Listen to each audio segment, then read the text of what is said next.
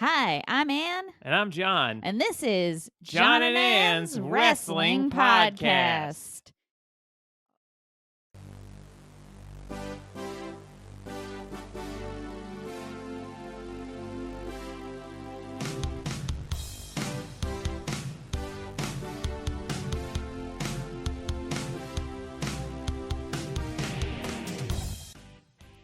Okay. Oh, man.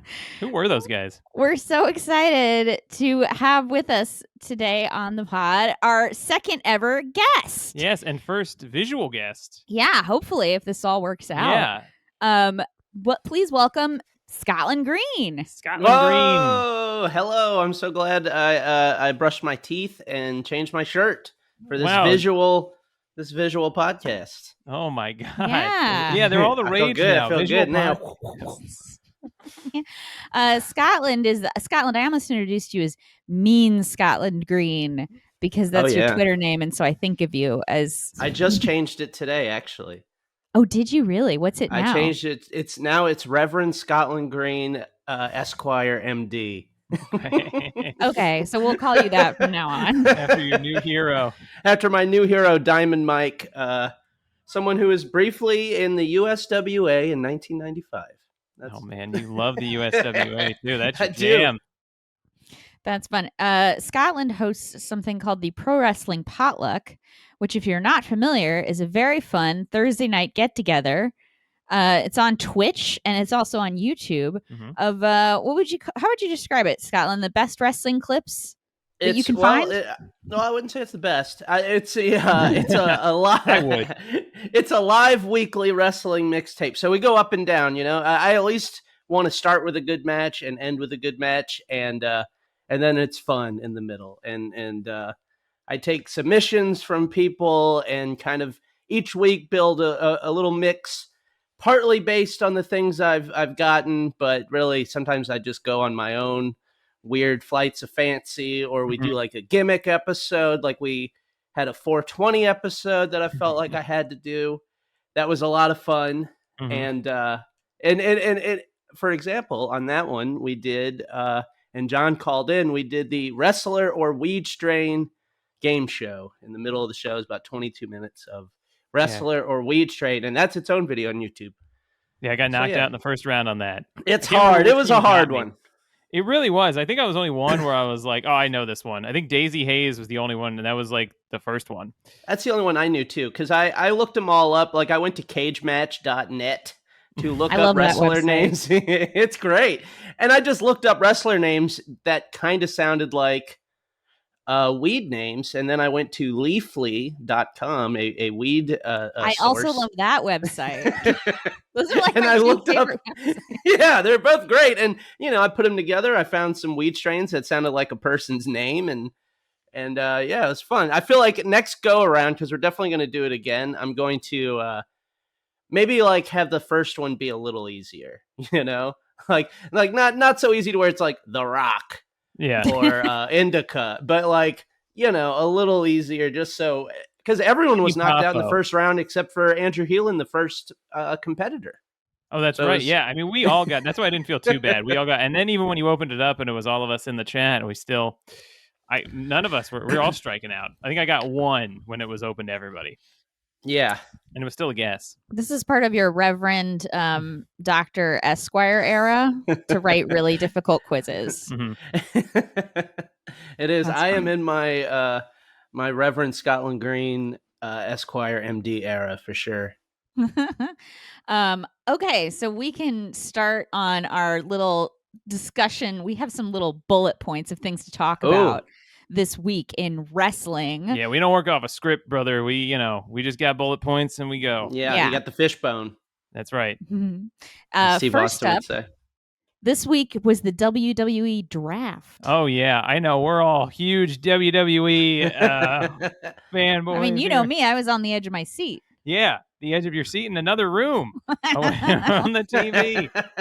I know some of the moves. I kind of I listen to the Observer and stuff, so I know the big moves and whatnot. I paid money to subscribe to the Observer, and this one made so much fun of me. I did that for years. I don't think I made fun of you. I just. You were like, and you can get it for free. Oh yeah, I think I was did. like- Yeah. That's true, but there's all the other stuff you can get that's part of it. You know, you can't I would recommend reading the Observer, like reading the weekly Meltzer newsletter, and then like checking out old ones, because that's where the real value is. Yeah. Mhm. And those other shows are fun too. That's good to know, because I just subscribed to it, and I am a little overwhelmed because there's like so much of it that they send you literally like an instruction newsletter after you sign up. They're like, on how to do it. And like how to. That's a very Dave Meltzer thing to do, though, is to just send you a long thing where he Yeah. describes something. But he did. I did watch him and Brian Alvarez today talk a little bit about this. Speaking of the draft, the Rhea Bianca belt swap. So they did that. They did another silly belt swap. They're gonna. It seems like they're gonna. Pretty much every. Like, if you've seen one WWE draft or if you've lived through one WWE draft, you've lived through this one. Nothing really is different. Also, I didn't watch any of SmackDown. I watched a little bit of Raw, or I tried to watch like half of Raw. It truly, like, reading it on the Wrestling Observer is all you need to do. I can't describe to you how much this wasn't anything I would refer to as a show, like of any genre across any type of media. It was like, what about like the Oscars? It was less of a show than the Oscars. It was just like, there's really no story to any of the moves, or like, and how they did. Like, sometimes I've seen in the past, it's just two old timers coming out, right? Or yeah, it's just like being like, I guess Raw takes Von Wagner. I don't know. Yeah, unfortunately, Von Wagner didn't make it. But oh no, no, he maybe next year for Von Wagner. Even though he's the best in the world, but yeah, it was literally just like Booker T and Sharmell. Sharmell did a great job, by the way. She read some names. And it was nice to see Sharmell again. Not that Booker T didn't, but I see Booker all the time. How can we miss you, Booker, when you don't leave? Exactly. And so it literally is just like they'll have a match that's unrelated, and then they'll just, like, case in point, they tricked, like they were gonna, they tried to like swerve us, like they were gonna separate the bloodline. So on SmackDown, they drafted Roman Reigns, Solo Sikoa, and Paul Heyman to SmackDown, but not the Usos. Then not the Usos, and then on Raw there's some like teases or whatever, and then all that happened is like in the second round draft thing, which was just like, I can't remember if it was Booker or I think it was Sharmell read it, and it just was like, the Usos, they're also going to SmackDown, and it was like, no, there was no anything. It's just funny because like the company that everybody's like, they tell stories, they have the stories, and it's like, I can't tell you a single story that they're telling. Other than maybe saying the story that they like telling is saying that they tell stories. Yeah, that's exactly it. It's their own story, really. Yeah. But I did also with the I mean, I didn't watch the draft, clearly, because why? Missed out. There's very little selling of it going on in this house, let me tell you. Yeah, some real 5-star name readings on there. But I did, again, listen to Dave Meltzer today talking about how WWE is currently in chaos and nobody knows what's happening until it happens. Because Vince of the is return back. One person. Yeah. That's it's right. So funny, man. It's like, it's sad. I would be really angry and really sad if this was the only wrestling I watched, you know? But like, luckily there's a whole wide world of wrestling, and I can just be like, yep, that's Vince. That's the show I stopped watching. Yeah, if this was, I think that a lot. I'm like, if this was like 12 years ago, I would be beside myself with depression. Yeah. Shit, if this was 8 years ago, it would just be like, I would be like frothing mad about draft moves and stuff. Well, thank you, Tony Khan, from the bottom of my heart, Jeremy. Got the merch, okay? For sparing me whatever reality they're imagining right now. Oof, dark. Yeah, somehow Scotland, a darker timeline. What to ask you a question, Scotland? What would you say is the best WWE brand if you were going to be drafted? Which one would you want to be drafted onto? SmackDown. Because you've trained like as if a I was a wrestler. wrestler, oh sure. You I did, yeah, that's true. Yeah. True. I did 9 months or 10 months at the House of Glory Academy. I got beat up. I got big guys selling for me and all that, and it's fun. I would go to SmackDown for sure because there's 2 hours. It's seen by more people. Raw is a mess that they truly don't care about anymore in the same way that they care about SmackDown. So put me on SmackDown. Put me in the Maximum Male Models if they're on SmackDown. They still are. There you go. Get me. I've seen them. Group. I've seen them recently. Mansois and Massey, I think. Yeah. Just That's put great. a lot over the O in my name and put me in there, baby. I love it. Well, and then another thing about the draft that is funny is that, they're going to do that belt swap, but we didn't really talk about the belt swap too much. Did they do these every year? You were saying? So here, all right. So they did a tag one. They did. When they did like the original draft in 2002 to like 11 or whatever it was, 12, whatever. That first draft that they didn't brand the titles. So each brand had like a world title and a mid-card title and a women's title and tag team titles, but they weren't like the SmackDown women's champion. Yeah. It was like the women's champion, I think the Divas champion, whatever. So if they swapped a brand, they would always end up evening it out through pay-per-view shenanigans or whatever. Yeah, like they do with the IC and the US belts now. Like those always switch in the draft and it's fine. Yeah, exactly. So like this year, Gunther and Austin Theory switched and they have the IC and US titles. And it's no big deal. They can just be on opposite brands and it doesn't matter. But because the women's and tag titles are branded to their show, they have to swap them. They do some goofy shit, and it just shows that they have no thought, that they didn't think about this at all in the lead up. And it's not even like a goofy thing that it's like, oh, it's like it's again back to this thing where it's like it's not even a show. There's not even it's literally just they walk up to each other. When the New Day and the Street Profits had to switch the tag titles like 2 years ago or 3 years or whatever it was, they just had a backstage segment with it wasn't even in the ring. It was a backstage segment with Adam Pearce where he was like, "You're gonna have to do a title swap," and then they just handed each other the titles. And then what was it, 2 years ago or something? They had Charlotte and Becky had to swap the Raw and SmackDown women's titles. And that was a whole fiasco because they Charlotte maybe dropped the belt on purpose or something because she was. Yeah, she threw the belt. Someone threw the belt. I don't remember. But yeah, there was some drama with that. Oh, I remember that. The fight backstage where somebody dropped the belt. Yeah. I think it led to an altercation backstage. It was Charlotte, wasn't it? Yeah. It was Charlotte. Yeah. Because they did that in the ring and then there was real heat after the fact, I think. And then they did do a match at least later. It also annoys me because New Day or Street Profits in that title reign had been champs for if you take the combined 2 tag title reigns they were champs for a year or something. But it's you cut it off in the middle and reset it, which only really bothers a nerd like me. Famously, if you go back and watch last week's episode, the first 15 minutes is just John being angry about title continuity. It really is. But I mean, that's the thing that people are fighting for. So it should have some sort of sense and yeah, it should be grounded. I think a better solution would be if you're a champion and you're drafted to the other show, you drop your belt straight up. You drop your belt, and then that show has a tournament or whatever the hell to get a new champ, and then all the guys that are drafted over there get a chance to show their stuff and there's even a new audience. If I love the fact that it's I only watch Raw. They have that person exists in brand loyalty. Okay. Yeah. Once someone's drafted to Raw, it's well, who is this? Oh. I've never seen Gunther in my life. Yeah. Not New on my Day. 3-hour wrestling show.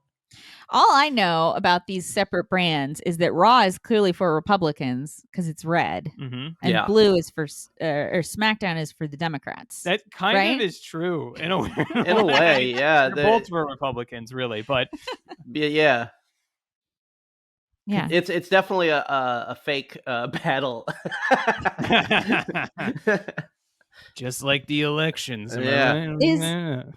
This is a stupid question. Is SmackDown live? Yes. Okay. Yeah. I know Raw. It used to not be. Yeah. Okay, that's all right. They used to tape it on Tuesdays, and then it would air Thursdays or Fridays, depending on the year you were in. SmackDown used to be the clear B show. Yes. I'm pretty sure SmackDown is coming to New York in June or July. We should all go. Sure. I would rather go to a SmackDown than a Raw for sure. Yeah, it's shorter, and I mean... And they care about it a little bit more. That's why I was sad when I saw that Gunther was going to Raw, because I was like, oh, that sucks. Even though Triple H maybe runs both shows, Raw is just... I've said this before, probably said this on this podcast. When I've watched Raw, it's just the truest definition of like nihilism and emptiness I've ever experienced. It's so meaningless. Everything about it is just so meaningless. And that's why it's so funny to even get mad about these draft picks. Because I'm like, in a couple months, it means nothing. It means nothing. People will be on both brands. They already have free agents that can go to both shows. Like, none of this, it means anything. It's funny because I didn't become a regular wrestling watcher famously until AEW. And I remember being so confused at AEW having a card, like having being knowing able to what the matches are going to be. Yeah, I was like, wait, you could do this? This was an option? But it's like, actually, no, and it wasn't. I love in kayfabe that Raw goes on the air every week with no show planned. With nothing. Yeah. And they just hope that two wrestlers come out and get pissed at each other. I fully thought that was like how all wrestling worked for the longest time. Because all I knew was WWE and like Lucha, which I didn't understand. So I would just be like, I don't know what's gonna happen. I hope every week backstage they have Dolph Ziggler waiting. It's like, well, no matches yet, Dolph. You might be able to go do 15 minutes of stand up, buddy. Every week. Sorry, man. Austin Theory pissed off Bobby Lashley. So sorry, bud. Isn't that kind of what Elias's gimmick was? That he was trying to always like do a song and he would get interrupted. Pretty much, yeah. Is he still around? He is. He is. They beat him up a lot, and it makes me sad. It's part of why. That's why I don't watch WWE, folks. Yeah, Elias they drove you away. Walk with Elias. Yeah, because I walk with Elias, and then they trip me. I walked with Ezekiel too, to be honest. I liked Ezekiel. I would have marched with Ezekiel. Yeah, that's a fun gimmick. It is. He's one of the more creative ones, in my opinion. You know? Should we go talk about our next thing? Sure. I think we can all say that the WWE draft stinks. And that's our thought on that. That's not a bit we've ever done before, but I'm making it. I like the fact that I'm in my pink giant jacket that I decided to wear randomly at the last minute because it makes me feel like Renee Paquette. It makes me feel like I'm like moderating a conversation between two wrestlers who have beef. We got to start yelling now. This is a very Renee jacket. It is. Mm-hmm. Sorry, Renee. You're much cuter than this jacket. Anyway. She could pull it off. She could pull anything off. She's gorgeous. Anyway. So our next topic is there's a special surprise coming to Impact this week. That they've already announced. But it's also a surprise. It was a surprise. It's a surprise that we know about that is also going to be a surprise. And Trinity Fatu has debuted at Impact Wrestling. Yay. I don't know why I'm motioning. I'm just I don't blame them for spoiling it because they need the people buzz. to watch the show. Yeah. No, it's true. I would not know to watch it if they didn't spoil it. For real. I did watch last week's Impact though, and it was nice. It was enjoyable. I enjoy that they do have more women's matches, which is awesome. Yep. I was about to say she went to the right place. Yeah, there's definitely more for her to do there. And then I also like that they have a lot of skits. I know I'm not supposed to call them that, but like they do like skits and stuff, and I like that's what I'm here for, it's man. Saturday Night Live I'm here over for there. the skits. Like they had a whole witches coven doing the earth, air, fire, water shit. I was like, this is what I come to wrestling for: witchcraft and skits. They do have more skits. I was thinking at first I was a little confused that she went to Impact and not like AEW because she is big star. I mean, yeah. But then I thought about what you guys were saying is that Impact is a great destination for women's wrestling and has been for the last like 15 years or whatever. Yeah, it has the best division in North America. Yeah. I think. They were on the cover of Pro Wrestling Illustrated last month or something. No, but I agree because it's like in AEW, we always talk about this. You have like two women's storylines possible. Yeah, now they have three. They have Wow. I realized that the other day because they usually only have two, maybe one, but now they have moved up to three because they have the Anna Jay and Julia Hart feud. Yes. And I was like, wow, that's a feud that's not for a belt because they have the two belts, so that's an automatic two feuds. But like, really, it's like, come on, Tony. You would think it would be an automatic two feuds, but Jade is rarely in any kind of story. That's my biggest issue with that is like, I'm totally fine with Jade having a long run and all this stuff, but she's had that belt for so long. Like the entire existence of that belt is just her, and she never even really defends it against people on the roster. So this Taya Valkyrie thing is good. And like sometimes she has good title defenses against like people that get something out of it. But usually it's just like she squashes a guest. It's not even like she's squashing people on the roster. I know you don't want to squash your whole roster, but it does kind of feel like that belt doesn't exist really. Because it's a pocket universe. Yeah. That's just to build up her numbers. Yeah. And it does make it so that you oftentimes will only have like one women's slot on a Dynamite. And then it's like always. I don't think they've ever not. I feel like it's always one women's match and then one promo, and they're usually in a row. And and it's like, geez. Yeah. I think have I made this joke before that it's like improv in 2012? It's like there's one woman there with a bunch of dudes. We got a girl. Yes. It's true. I mean, that was and improv. for a while it was only Britt. Yeah, that's true. It's just Britt Baker. Nice, it's not just, and now it's. I mean, I'm telling you, no one in AEW gets more, but especially if you count AEW and ROH, no one is as consistently on television outside of like Jon Moxley than Sky Blue. Sky Blue is on every taping. Yeah, if you watch it, she's on almost every. If she's not on Dynamite, she's on Rampage. If she's not on Rampage, she's on ROH. She is hustling. Wow, that's great though. Yeah. No, and I it's funny because whenever we talk about this, I always think, oh, we must be some of the only people who think about this because we're so woke. But then, I was listening to Dave Meltzer like a week ago or something, and he was talking about how AEW really messed up by not pulling the trigger on Willow 4 months ago. Yeah, Willow should have beat. Yeah, she should have beat Jade for sure. Mm-hmm. Yeah, and Meltzer would just plainly like they should have pulled the trigger on Willow 4 months ago. It's a huge mistake they've made. Yeah. I mean, she's a big time baby face. I mean, she's so good at everything. And like, I almost didn't even like. I saw her a few times. And I was like, oh, she's good. And then I think when I saw her live, I really was like, oh my god, she's like so good at every aspect of wrestling. Yeah, and people love her. And like I know hindsight is 20/20, but when we saw her at Full Gear in November, I remember thinking, oh, this person will be a champion in a few months. Surely, this is a very popular, good wrestler. Yeah, I have been watching ROH, which almost feels like they're paying me to watch it because it is a very like it's a totally fine show, but they're really like it's basically just Dark Elevation with like more stakes and the matches are longer. Yeah, title matches. And there are title matches, and it's like, I mean, some of the matches are really good, but it's definitely like just finding itself kind of. And it does seem like they might be, because they already did Athena versus Willow Nightingale for the ROH Women's World Title, and it seems like Willow's might still be in the background of that. So I wouldn't be surprised if they're like gonna circle back to her and have her eventually beat Athena. Athena's a highlight of that show, by the way. If you're gonna watch anything, she's great.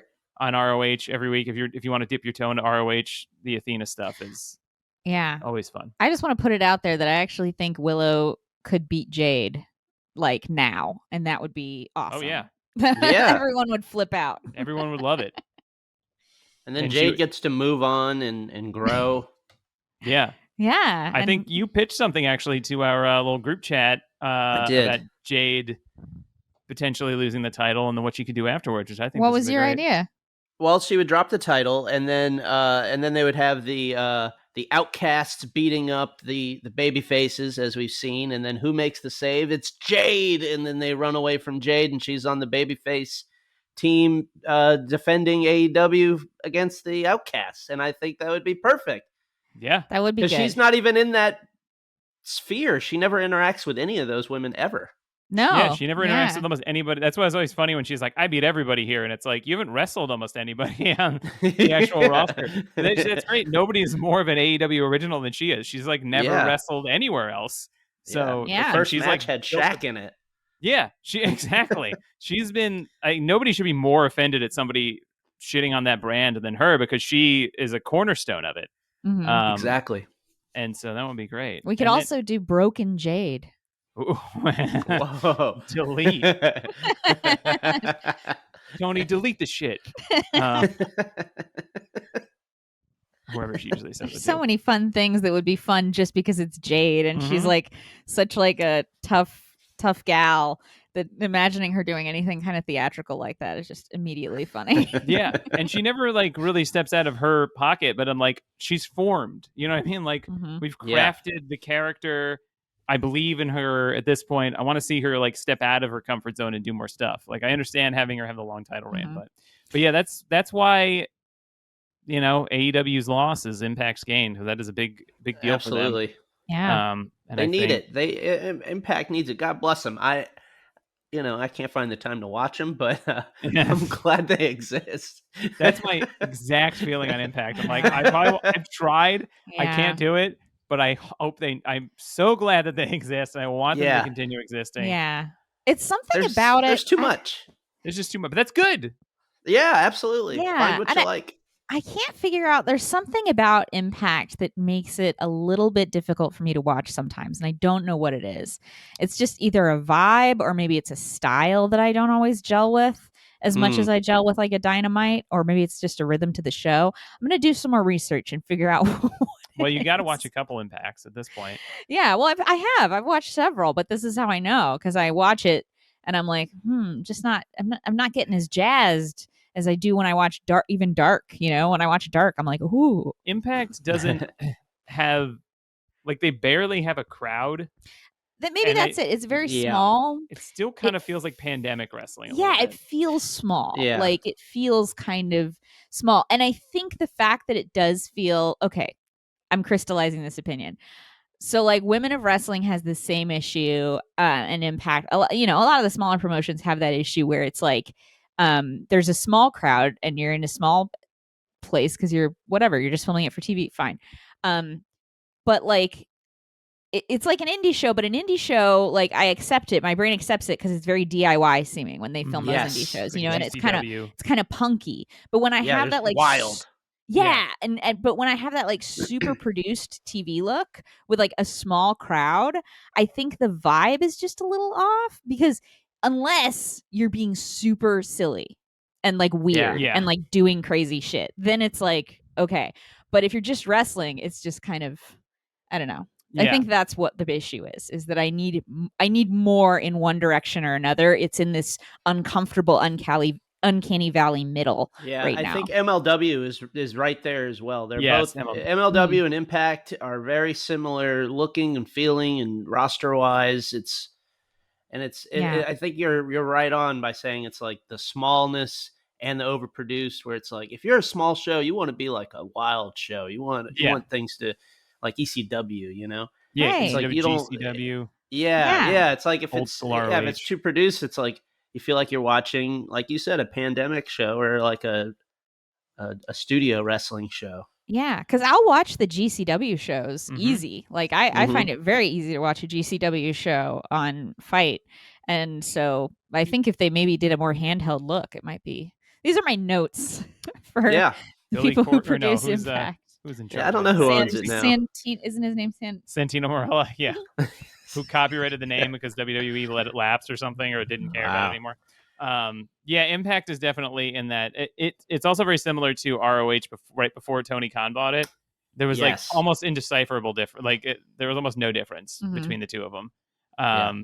And then like even when you watch current ROH, it can get a little bit like that, even though it's like in the same place that a lot of Dynamite tapings are at. But going back to that like kind of anything can happen wild feel, it's like if you watch old school Ring of Honor stuff, it's like it is a totally different promotion at that point, and it's all like crazy.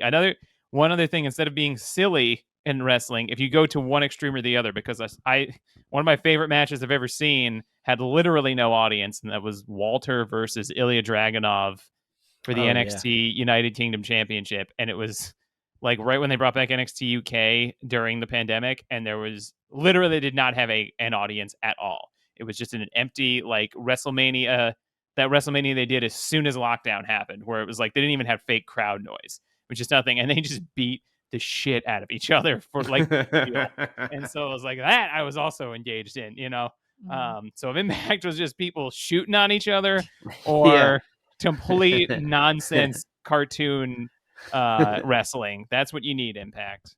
But keep going, we love you. I watched a bunch of their stuff during the AEW little crossover thing, and they had some great matches. I enjoyed some of their pay-per-views. I think that match that I picked for match of the week, like a month or so ago, where they were fighting with keyboards and stuff, computer parts. It was Joe Hendry and Moose, I think. Yeah, it was. Yes, it was Joe Hendry and Moose. I'm pretty sure that was Impact. Mm-hmm. No, but that was really great because there was all these weird items coming into the ring. Yeah, Joe so Hendry was using like a little RC car. Yeah. It was great. I haven't seen a lot of Joe Hendry. I've heard good things about him. I heard he's funny. Very funny. He has all these music videos that are always get stuck in my head, where he has a little song that goes like, "I believe in Joe Hendry," and he does a clap, like a very robotic kind of clap in his song that plays before he comes out. And he's a funny Scottish guy. Anyway, he's Scottish. Yeah, now I have to like him. I just thought he was an American dude. No, he's a bro with an accent, so it's cool to like him. I didn't realize he was Scottish. I thought it was just English. No, I'm pretty sure he's Scottish because I got to root for all the Scots. He sounds like Gerard Butler when he talks. So, okay. Oh, and then our next topic is the big announcement that All In sold 35,000 tickets in the pre-sale today, day one of the pre-sale. That's right. That's 35,000. That's like a huge show. Even that's bigger than they've ever done already. Yeah. Mm-hmm. And it's going to be the biggest non-WWE show, and the biggest, I guess, non-North Korea show too. They had that North Korea show with 100,000 people that had to be there. They just had to be there. You literally had to. You had to be there. You could not leave. They were dying to be there. Yeah. That's a huge thing, and obviously they're going to sell more tickets. But it's like, and they're going all in on it too. They're apparently going to try to sell out the whole like 90,000 seat arena. There was already there was like a reporter tweeting that they were not planning on. They were only planning to do like 40,000. And our beloved Tony Khan and all his Tony Khan, I love it. Like, lies, this is bullshit or something. Like, he totally like cursing. Tony!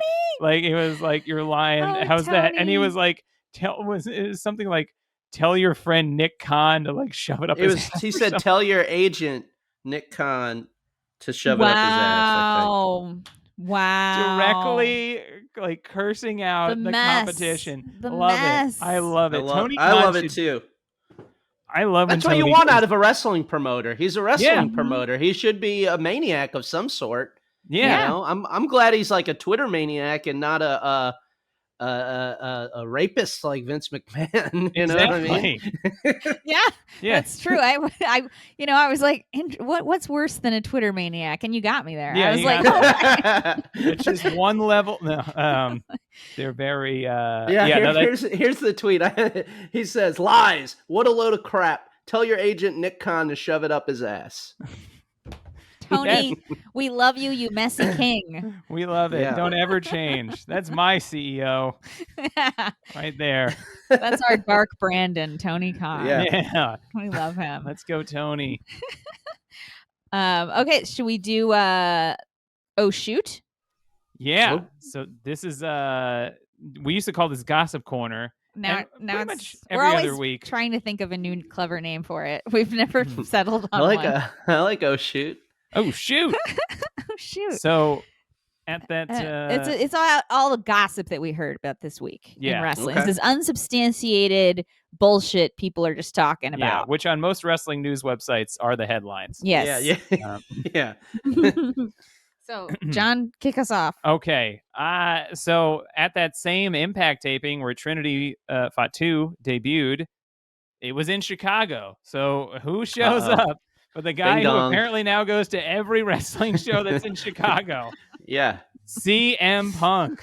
And wrestling-themed birthday party. If you have wrestling decorations, he will be there. He will just walk in. He doesn't even need... So Punk was backstage at Impact, apparently, and it went... So he was at Raw the previous week, and he talked to some people and maybe tried to... I was kind of a CM Punk apologist, really giving him the benefit of a lot of doubt that he was trying to genuinely bury the hatchet with some people. But he was asked to leave and did. But at Impact, apparently it was all chill. Because I mean, this would be very the greatest day of their lives to have Punk come there.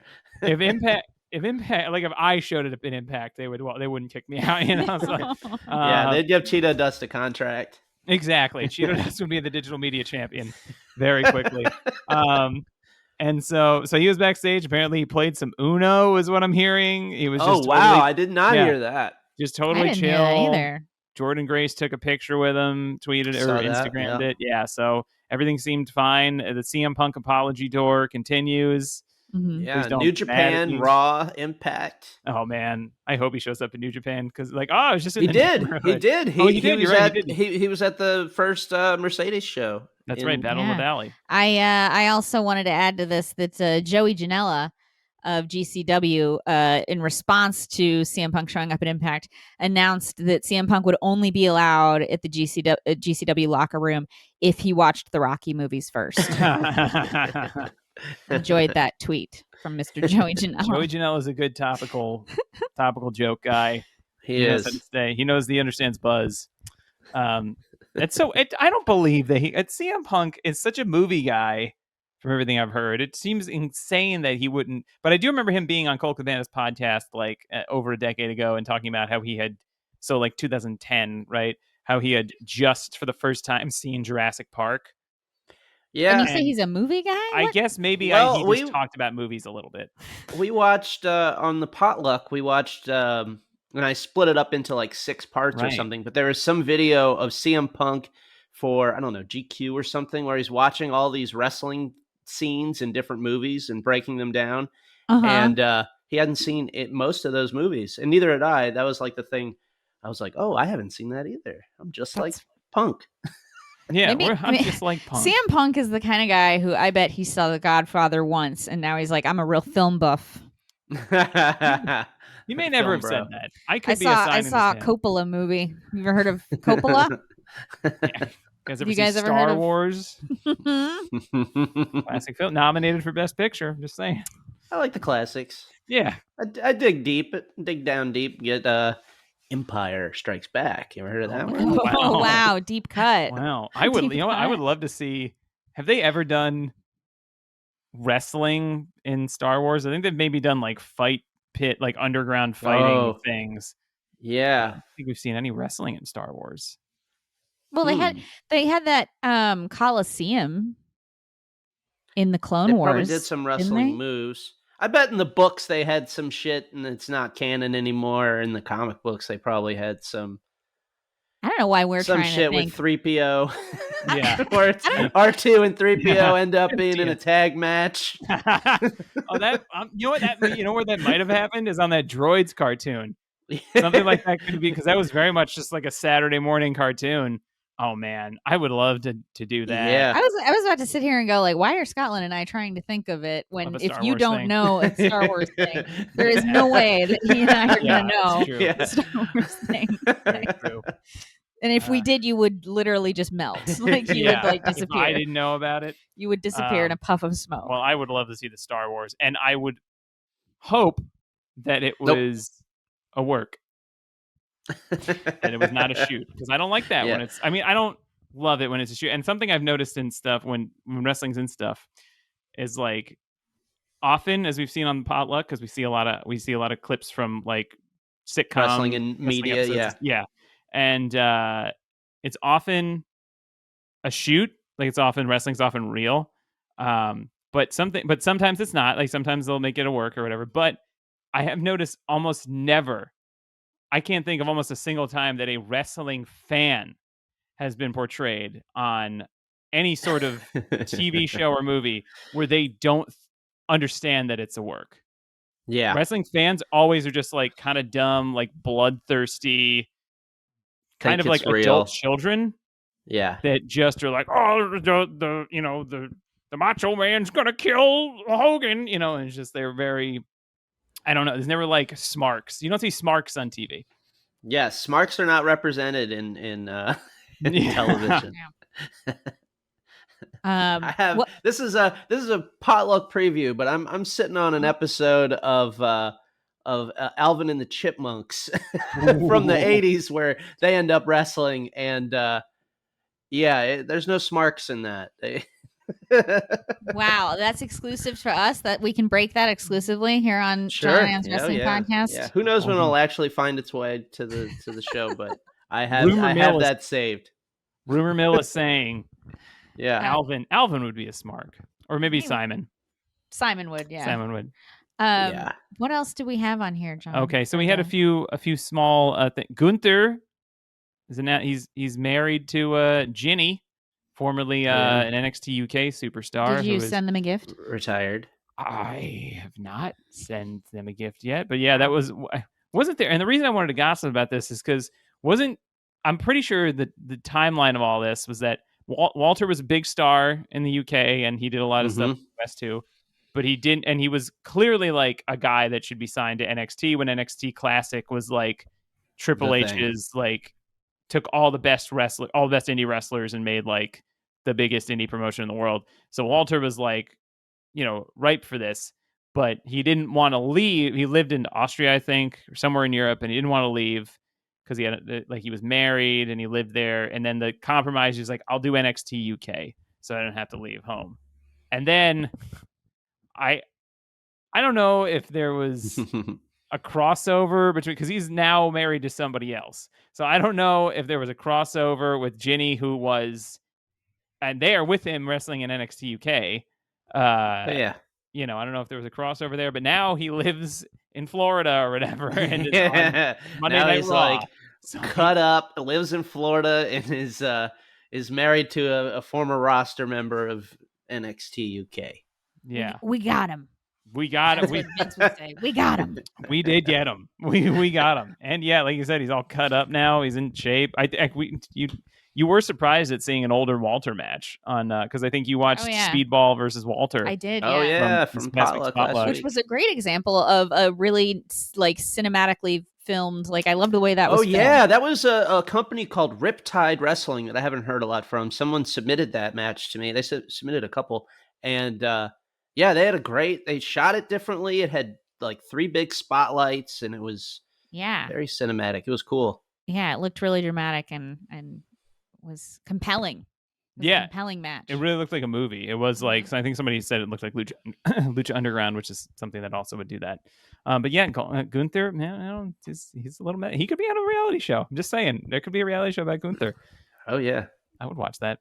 And then in a similar vein, Carmella and Corey Graves are having a baby. Aww, they're having a little baby. Well, that's great. That's great. Yeah. If that's what saved us from having Carmella pop into that Bianca Asuka match, then thank that baby is the Jesus Christ reborn. I was literally going to say that, but then I thought that would be too mean. Well, I'll do it. I don't even dislike Carmella, actually. I think Carmella is a lot better. No, it does sound better coming from you. Okay. Coming from me, I think it sounds mean. I just wanted to watch Asuka versus Bianca, and we didn't need Carmella. I was going to say Carmella could be a Backlash, but we'll see. Now we'll miss her, and she'll be back, and it'll be fun. Mm-hmm. Yeah. All right. And then what's this about, Bray? What's this about? This is unsubstantiated. What did you write? Maybe Bray Wyatt, who was not eligible for the draft, was not mentioned in the draft, maybe has a new writer. A scab during the writers' strike? They're not unionized. They're definitely not unionized. They're 100% not. The Teamsters there aren't unionized. Nobody's union in WWE. But maybe Bray Wyatt, I've heard, might have a new writer who can. I'm just thinking maybe that'll help. I don't think it will. I don't think it will. I think Bray's problems are structural. I don't Yeah. think they're aesthetic. I think Yeah. he can't. He needs to be in a rated R situation. He can't be on PG-13 TV or TV PG. I just don't think it works for his character. Maybe if they And they don't really even do anything. There's a bunch of things that look like something. It's like, wow, this looks like a good story, or and it's just like it's a false. It's like a fake Western town in a movie. It's not a real. There's nothing really there. I don't know. And I used to like Bray Wyatt, but it's really just kind of hollow, and it's all for no reason. This is a great description of most WWE stuff. It looks like it's something, and then if you really look at it, it's nothing. And it's hollow and pointless. And they just do the same thing over and over again on repeat. It's for the video package. The video packages are great because you're seeing what I guess the story is. But if you watch it week to week, it's like, what the hell is this? What's going on? Yeah, for sure. That's what, especially with Bray Wyatt, because it's like everything's super goofy, and he's a really talented performer, but it's just the stories never go anywhere. The Uncle Howdy thing has been going. He came back in October. I don't know who Uncle Howdy is or why he's there. It's been 6 months. Well, we saw him in a Mountain Dew match. We did. He sold a few Mountain Dew Pitch Blacks, and that's God's work. Yeah, it's important. It's important, man. No, I just think it would be so cool if he was like, because like even like what House of Black does is so much more compelling, and it's like absolutely, and that's like almost the same thing where it's like exactly that's really nothing. The House of Black is really nothing as well. There's no stories there or anything. It's just a look. But it's like because they can like really do it like genuinely like scarily and be kind of like disturbing. It like just works better, and I just feel like that's what is always holding Bray back, is that he just needs more freedom to express. To they also end stuff with the House of Black. They'll have a feud. They'll have purposeful promos to sell a feud or a match. They do the feud or the match, and then they move on to something else. Bray Wyatt just says the same thing over and over again. Some of the segments are really good, and he's a really good actor, and he can sell stuff as best as he can. But when there's no point and no end to the road, there's a lot of things I could get into. I hate to say it, but also those guys can wrestle, and I don't know if Bray Wyatt can wrestle anymore. The last time I saw him wrestle, they turned the lights off. So who knows if he can even like work a good series of matches. I don't know. And I like Bray Wyatt, but I don't know. He used to be able to wrestle really well, but it's just a good point. I have not seen him have a regular match in a long time, even before his return. Like I don't know. I don't really. That's a big part of it. Wrestling unfortunately is a large part of wrestling. AEW has a product. WWE is just concerned with like exponential growth.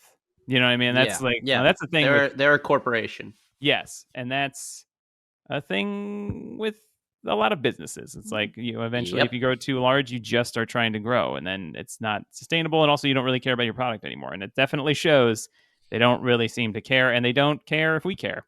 That's why Raw is sad.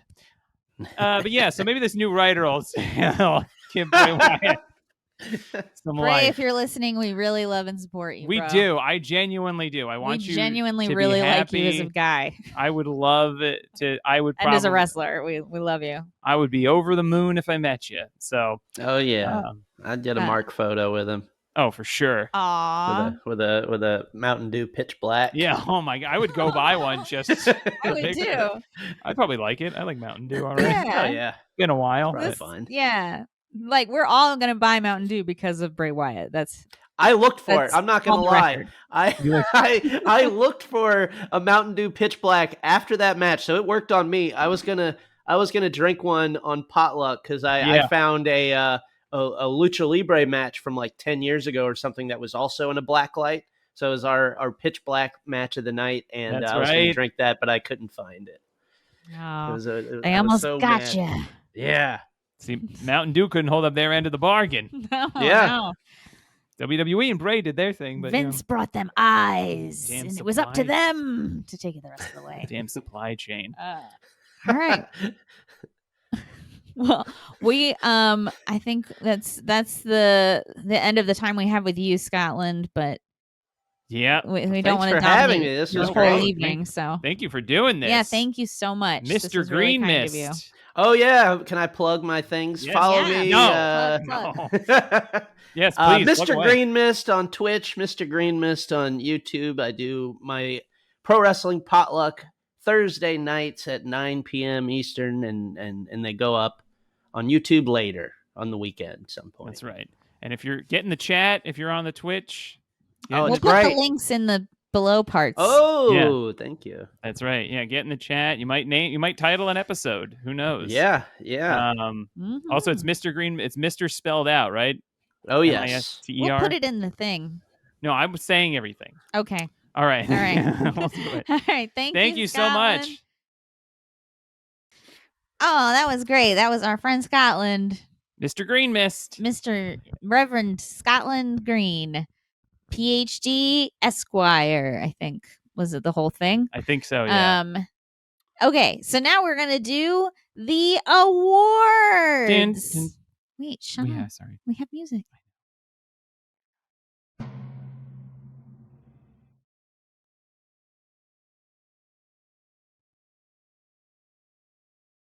Wait, no. It's not working.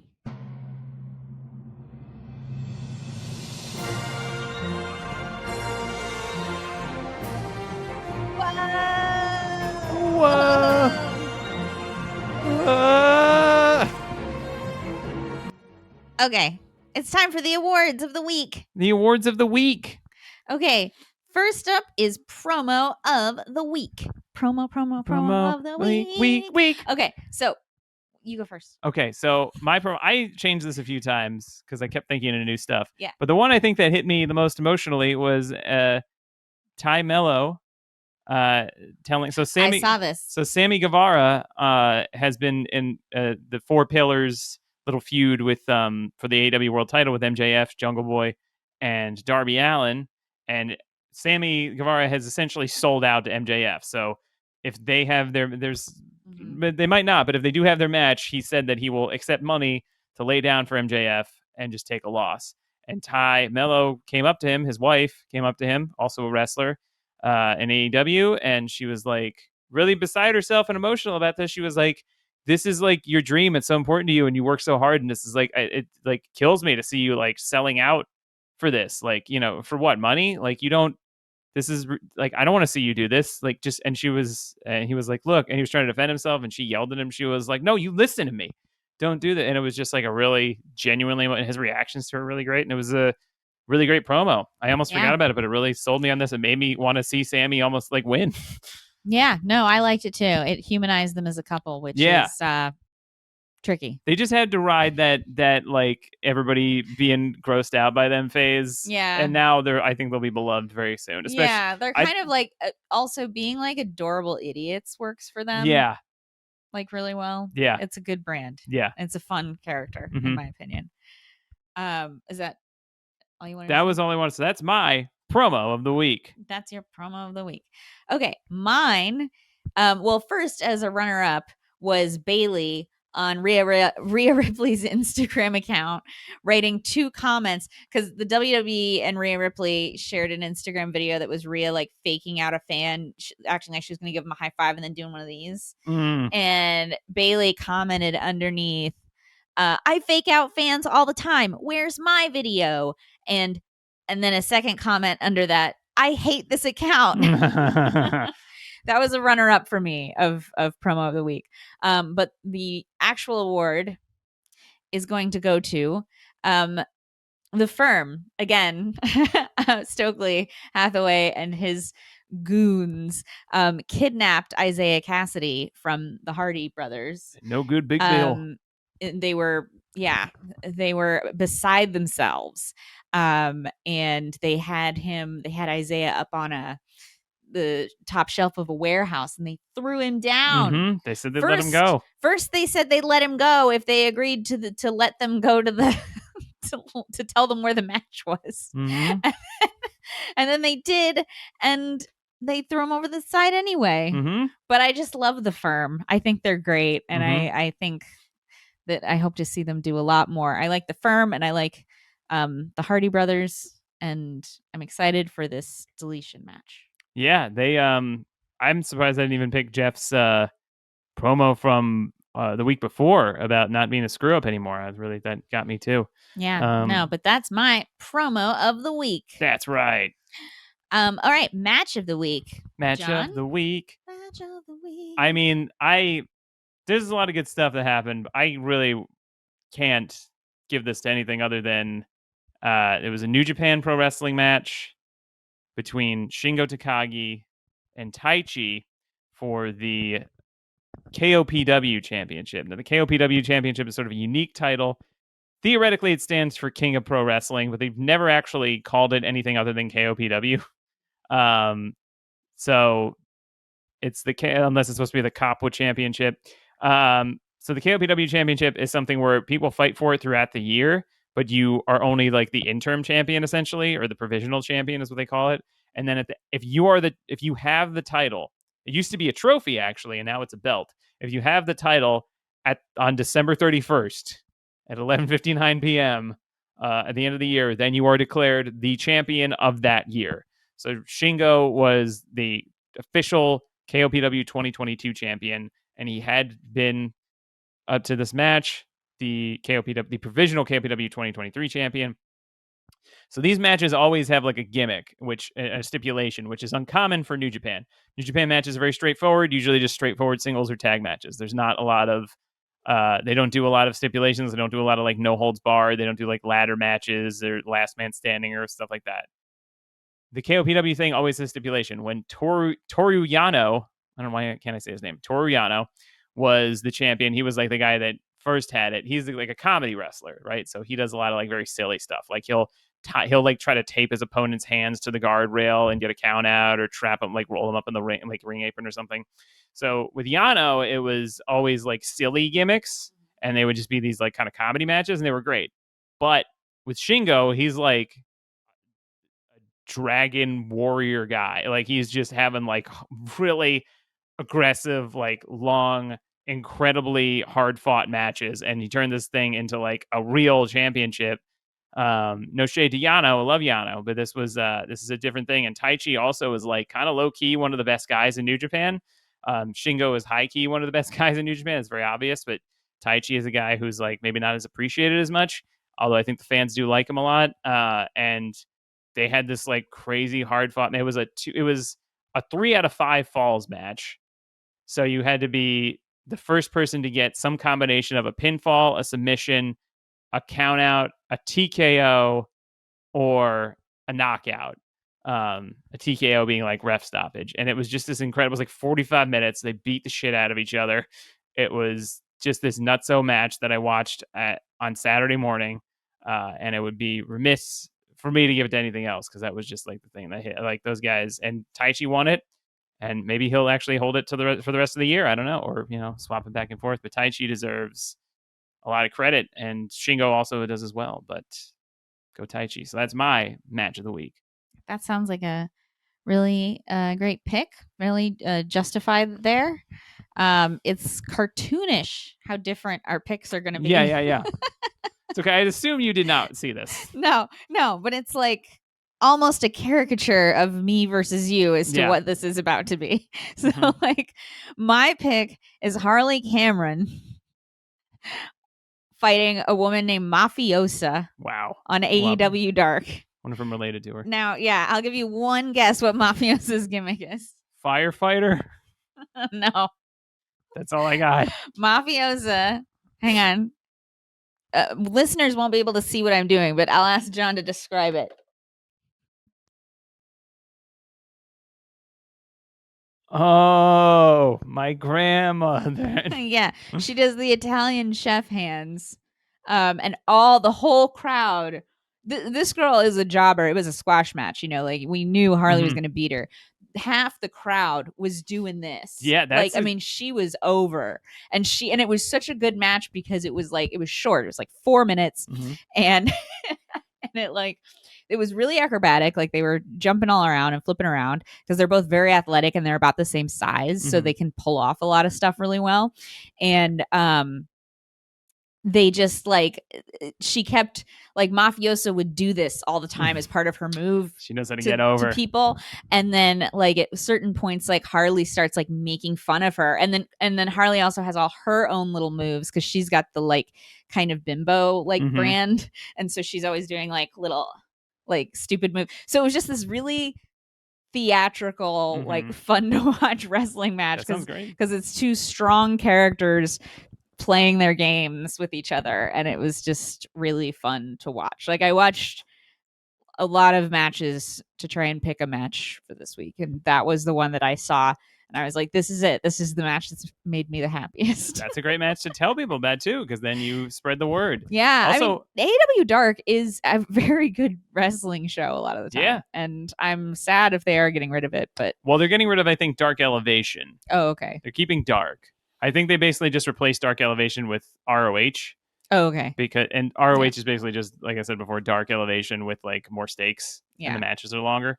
No, but that's great. And also Mafiosa is a great chant. That was very easy to chant. Mafiosa. Yeah. They were doing that. Yeah. Did you see that? No, but I just can tell that she knows what she's doing. Yeah. No, she's very good at sorry, I navigated away from our doc. I was just gonna not let anybody know. I was gonna use those improv skills. Oh. UCB, baby. But yeah, no, it's a great gimmick. People were chanting Mafiosa. It was great. She was so over. She's killing it. Look out, Jade. She's killing it. Get it? Mafiosa is gonna whack you. Yeah. It's also great because in WWE in NXT they have a mafia, like a mob thing with this guy Tony D'Angelo, and I don't think anybody gives a shit. I mean, no offense to the guy, he seems like a good performer. It just is like I think this girl is going just cartoonish enough with it. Yeah. It's like yes. Yes. And you kind of have to, because it is a cartoon of a thing. Mm-hmm. Yeah. It is a cartoon, like an ethnic stereotype. I mean, I'm an Italian guy. It's a cartoon Italian. I'd say, yeah, it is. It is offensive. It's funny now. And if you like it, it's offensive to me. No, it's funny. It's offensive. It's funny. It's fine. I'm going to tell my mom that we're on the mafia, right? Wait, are you? So anyway, no, but Mafiosa, she's basically. If you were in the mafia this whole time, I'd be so mad. I'd be like, you let me go broke. I told you we don't want to accept the money. There's strings attached. If you're already in the mafia, the strings are already attached. Yeah, but I don't want them to be attached to you, okay? Oh. So, but yeah, would you say almost that maybe Mafiosa was wearing a costume? I'm trying to segue into the next thing. Yeah, sorry. It took me until then to realize that's what you're doing. Yeah, it was almost although, it was just kind of normal wrestling gear also. Okay, yeah, that's true. More of an outfit. I don't know. What's the difference? It doesn't matter what the difference is. There's no transition. I added this without talking to you, and I really went rogue here. Fine, and I had to do so much searching at the last minute to find something to pick. We could have not done it, but I was just like, it seems like a fun thing. John wants to do outfit of the week. So I want to try. Maybe we don't do it. Outfit of the week. I went to all the trouble to pick one, and now we're not going to do it. No, we'll do it now. I'm just saying we don't have to do it every week. I was just inspired this week. Okay. If we don't see beauty, we won't honor it. If you don't bring it, we won't sing it. Anyway, so I was terrified I wasn't going to be able to rhyme there. All right, so we got my outfit of the week. I was inspired. Honestly, the best thing to come out of Monday Night Raw, Seth Rollins. This guy had white pants on, and he had like basically kind of a blouse situation. He had like it was like a tasteful blouse. It was white as well, and it was like some striped where it was like some of it was solid and some of it was like see-through. And it had like a bow, like a very fancy like bow tied at the top. And I've seen Seth Rollins kind of wearing sort of gender ambiguous clothes before, and I love it. I think it's great. Yeah. And I would love to see more of it. So he pulled it off really well. Show us more, Seth. Show us more. It doesn't have to be revealing. I just feed mean, us. Feed us, Daddy. All right.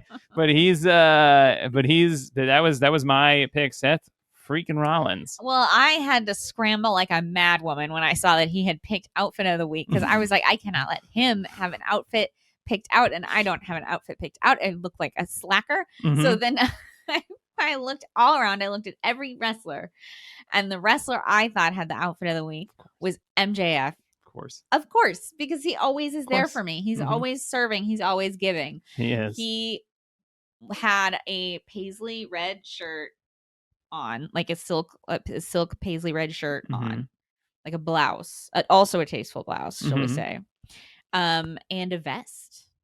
A vest. Was it Burberry? No, it had some kind of pattern. I couldn't really make it out. It was very maximalist. It was very maximalist look because I think it was like two patterns, and he had the Burberry scarf, so that's like 3 patterns. But being a maximalist makes sense. His name is Max. That's true.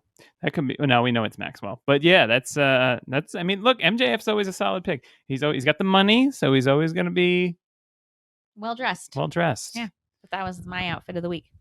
Okay, now let's do our nerd fantasy booking. I'm gonna put this one. Yeah, we don't. This isn't an award because it hasn't happened. If you do it though, maybe you'll get something of the week. Okay, so what's your nerd fantasy booking? So last time I picked something like really silly, and this time I'm just gonna pick something that seems like they might do it, but also I really want them to do it. And that's once they're done with the FTR versus TNA holes, Jay Lethal and Jeff Jarrett, their custody battle over Mark Briscoe that's been happening on AEW TV. I would love to see Mark Briscoe team up with FTR to win the AEW World Trios Championship, or maybe the ROH World 6-Man Tag Team Championship. But either one of those trios titles, I think that would be really meaningful because, of Jay Briscoe's passing and them having a strong bond, and it would just be a great way to have Mark Briscoe do some fun stuff on AEW TV, and it would just probably make me cry, honestly. Well, that's mine. lovely. So I did a real nice one this time. You did a kind of realistic one too. Yeah, mine's also very realistic. So I think Rhea Ripley and Bianca Belair, when they meet to trade the belts, I think they should set a trap, and I think into it they should lure Vincent McMahon, and I think they should use a witch's spell to trap him in a mountain so that he can never escape, unless someone. Don't do that because then he's gonna escape on the 3rd full moon of the year. Goes to that mountain and spins around 3 times and is Roman Reigns. So Roman Reigns has to go to that mountain. And it's up to him if he wants Vince back. That's really. It would be the ultimate heel move to bring him back. It would be. You'd never leave a chance for them to come back. They're always gonna. Look, I am a slave to story. Okay, I know. And we need a sequel always. That's the rule. Sequel. Yeah, you don't just want to give a definitive end. Then what do we do if there's no bad guy to fight? Yeah, how do we end? It's like this is like the central lesson of Star Wars, right? Yeah, Star Wars would be pretty boring if it was all real chill. Star Wars is all about how the bad guys are actually good because the bad guys are the reasons the good guys exist. That's what the lesson of Star Wars. I don't know if that's the lesson of Star Wars that I was trying to convey. George, shut up. All right. One thing I did want to is maybe next time I might start look. I don't know. There's no if we do this again. I don't. This week I saw what the Raw main event was going to be: Seth Rollins versus Solo Sikoa, and I was like, they're going to different brands. Solo has only lost 1 match. Rollins doesn't. There's no feud going on. It's going to end in a DQ. Didn't watch it. Looked up the results later. Usos interfered. DQ. No definitive winner. Right. So I might start doing trying to predict what the result of the Raw main event was. So will we do it? Maybe we'll drop it. Who knows? You heard it pitched here first, audience. Yeah. An idea you might get to see next week. Maybe. Who knows? So, that's what I like to do. We'll see you then. Bye. Bye, everybody.